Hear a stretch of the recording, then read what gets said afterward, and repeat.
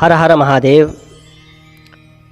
हमारे भारत में छठ पूजा का बहुत ही बड़ा महत्व होता है। बहुत ही उत्साह से, नियम से, श्रद्धा और विश्वास से लोग छठ पूजा करते हैं, छठ का व्रत रखते हैं। नवरात्रों की तरह छठ भी पूजा में दो बार आती है। जैसे नवरात्रे 2 प्रत्यक्ष रूप में आते हैं और 2 गुप्त होते हैं, लेकिन छठ पूजा साल में 2 बार ही होती है। एक छठ पूजा होती है कार्तिक के महीने में, और एक छठ पूजा आती है चैत्र के महीने में, जो इस समय चैत्र का महीना चल रहा है।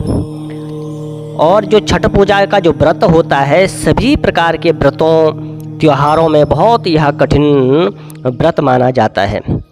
छठ पूजा का पर्व बहुत ही पवित्र और पावन होता है।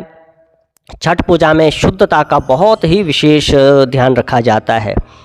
इस पर्व में महिलाएं अपने पुत्र और पति की दीर्घायु की कामना के लिए इस व्रत को रखती हैं। छठ पूजा का पर्व बड़े श्रद्धा विश्वास के साथ लोग रखते हैं। छठ पर छठी मैया की विशेष प्रकार से पूजा की जाती है और भगवान सूर्य को अर्घ दिया जाता है। धार्मिक मान्यता के अनुसार छठ पर्व करने से संतान की प्राप्ति भी होती है और संतान दीर्घायु भी होती है। संतान के ऊपर किसी भी प्रकार के बच्चों के ऊपर कोई कष्ट है, उसके कष्ट को निवारण के लिए भी छठ पूजा का बहुत बड़ा महत्व है। भगवान सूर्य का इसमें बहुत बड़ा आशीर्वाद सूर्य भगवान इसमें प्रदान करते हैं। अब हम जानेंगे कि इस बार छठ पूजा कब है।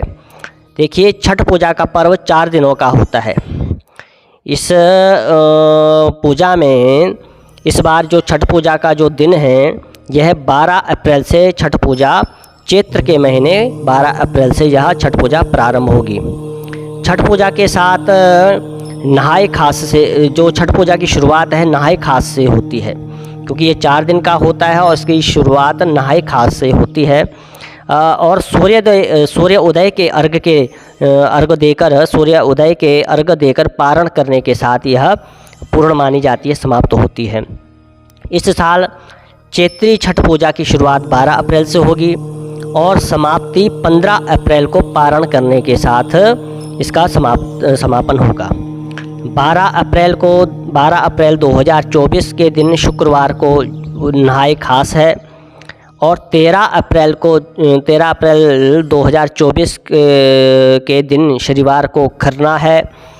14 अप्रैल 2024 रविवार को संध्या अर्घ दिया जाएगा और 15 अप्रैल 2024 के दिन सोमवार को उगते हुए सूर्य को अर्घ और पारण किया जाता है।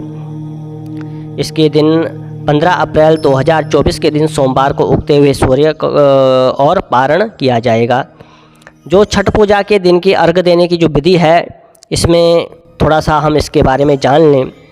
एक बांस के सूप में केला एवं अन्य फल, प्रसाद, ईख, गन्ना आदि रखकर उसे पीले वस्त्र से ढक दें। इसके बाद दीप जलाकर सूप में रखें और सूप को दोनों हाथों से लेकर अस्त होते हुए सूर्य देव को अर्घ देना चाहिए।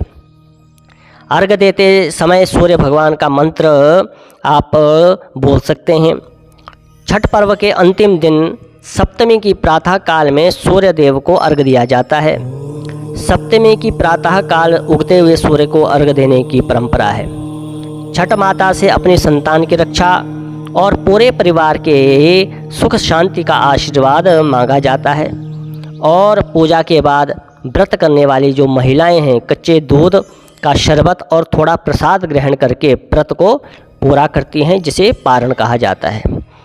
इसी प्रकार से जो भी श्रद्धा विश्वास के साथ छठ पूजा के व्रत को रखता है, हालांकि यह बहुत कठिन होता है, बहुत कम ही लोग इसको रख पाते हैं, लेकिन बिहार इत्यादि के क्षेत्रों में, राज्यों में बहुत उत्साह के साथ लगभग हर घर में इस व्रत को महिलाएं रखती हैं, जो बहुत ही शास्त्रीय और परंपरा से युक्त हैं।